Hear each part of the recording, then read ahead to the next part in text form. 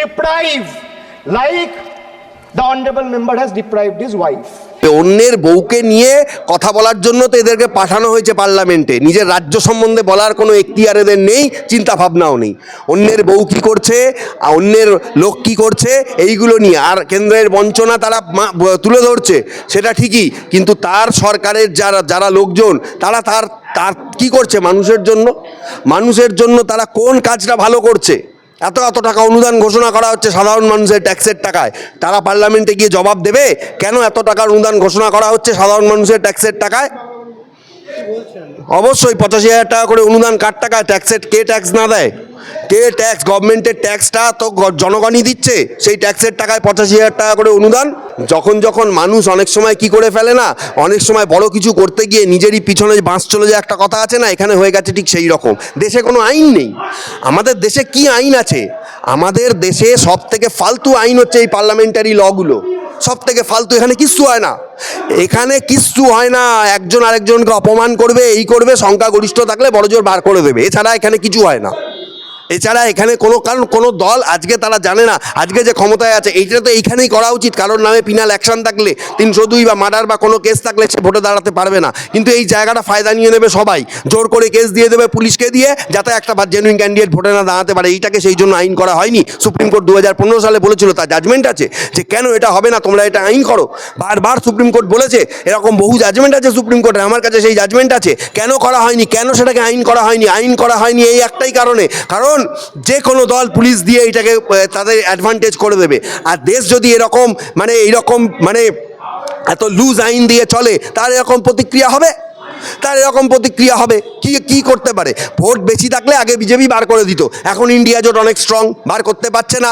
হ্যাঁ, উনি এটা বলতেই পারেন, কারণ ওনার স্ত্রীকে নিয়ে তো বাংলার মানুষ অনেক নাটক দেখেছে, এমনকি স্ত্রীর নামও পরিবর্তন করা হয়েছে আধার কার্ডে, সেটাও দেখেছে। এবং এয়ারপোর্টে ওনার স্ত্রীকে যে খুব বিশাল বড় সম্মান দেওয়া হয়েছিল, বাংলার মানুষ তাকে বিশাল সম্মানও জানিয়েছে।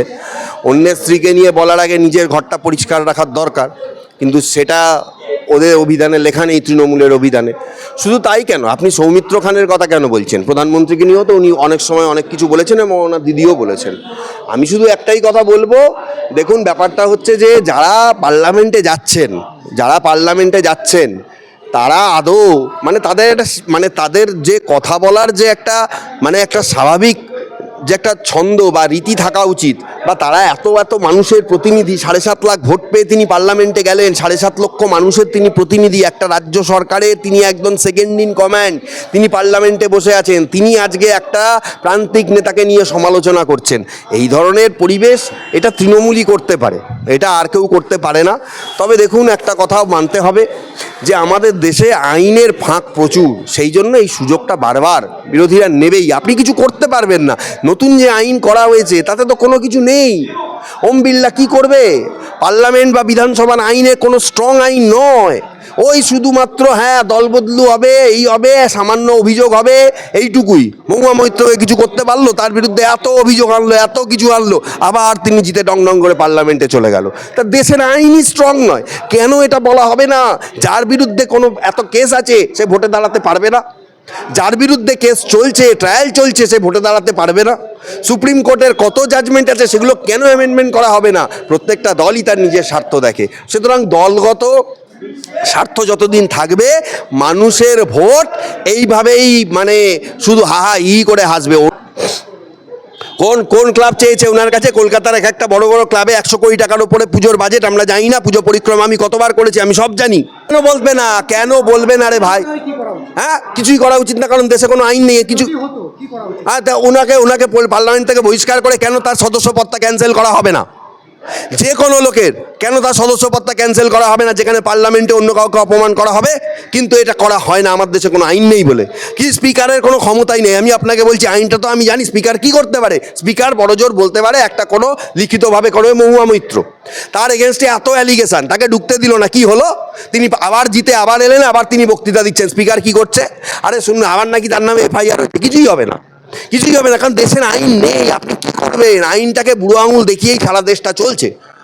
আমি দেখুন, আমি কাউকে ধরে করে কথা বলতে পারবো না, আর কাউকে একদম তেল মেরেও কথা বলতে পারবো না, পরিষ্কার কথা। যেখানে বিজেপি স্ট্রং সেখানে বিজেপিও অন্য খেলা খেলছে, যেখানে অন্য সরকার স্ট্রং সেখানে অন্য সরকারও অন্য খেলা খেলছে। কিন্তু পার্লামেন্টে যে অপমান অসম্মান করা হচ্ছে, আমি তো লজ্জা, পার্লামেন্ট বন্ধ করে দেওয়া উচিত। আরে বাবা, জনগণের ভোট নিয়ে পার্লামেন্টে গেছিস, জনগণের ভোট নিয়ে বিধানসভায় বসেছিস, সেখানে একে অন্যকে অপমান করছিস। এটা কি জনগণ তার জন্য পাঠিয়েছে, না রাজ্যের উন্নতির জন্য কথা বলার জন্য পাঠিয়েছে?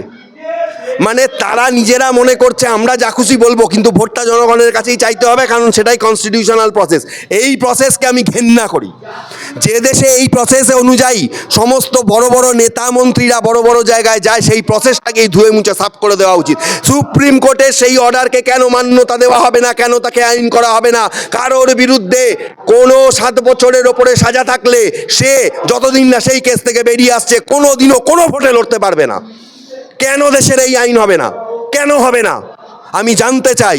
কার অঙ্গুলি হেলনে হবে না? প্রত্যেকটা দল, অভিযোগ সবারই তাই, সবারই। তার নামে কি কম কেস আছে নাকি? তার নামে কি আছে আপনারা জানেন না? তার নামে কতগুলো কেস আছে, কতগুলো রক্ষা কবচ নিয়ে রেখেছে হাইকোর্ট, সুপ্রিম কোর্ট থেকে, লিপস অ্যান্ড বাউন্স থেকে শুরু করে কত কেস আছে তার নামে। আপনি আমাকে জিজ্ঞেস করছেন, আপনাদের কাছেই তো খবর আছে কতগুলো কেস আছে, কতগুলো কেসে সিবিআই তাকে ডেকে পাঠিয়েছে। আপনি আমাকে জিজ্ঞেস করছেন? শুনুন, আমাদের দেশে যদি একটা কথা পরিষ্কার আপনাকে মনে রাখতে হবে, আপনার এই রাজ্য নিয়ে আপনি কিচ্ছু করতে পারবেন না, পরিষ্কার আপনাকে কথা জেনে রাখুন।